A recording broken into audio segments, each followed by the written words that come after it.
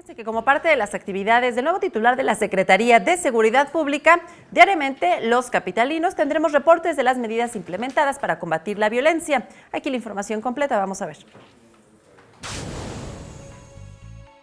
El secretario de Seguridad Pública de la Ciudad de México, Raimundo Collins, anunció que por instrucciones del jefe de gobierno, José Ramón Ambieva, rendirá un informe de actividades todos los días a las 18 horas.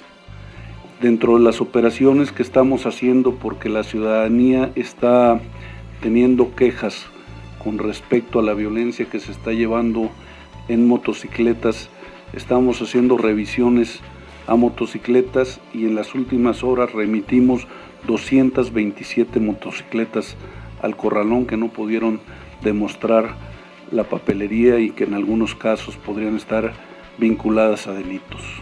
Raimundo Collins informó que diariamente se abordarán temas relacionados con el combate a la delincuencia y las diferentes acciones que se hacen en las diversas corporaciones de la Secretaría de Seguridad Pública capitalina. Van a empezar a haber más patrullas en las calles, más personal en vigilancia y más helicópteros en revisiones, en zonas, en vuelos y en apoyo a los elementos de pie a tierra.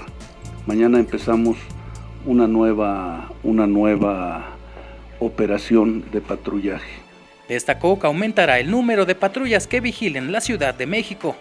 Tenemos aproximadamente 4,000 vehículos, nada más que vamos a apresurar, tenemos casi 400 patrullas en talleres, estamos apresurando la salida de ellas y con el resto de los vehículos diversos que tenemos vamos a hacer más patrullajes. Finalmente aseguró que dejarán de trabajar en los siguientes días con el sistema de cuadrantes o zonas, por lo que ahora vigilarán en un sistema directo de atención en las calles para la ciudadanía. Con imágenes de Jesús Arias, Héctor Mendoza, 21 Noticias.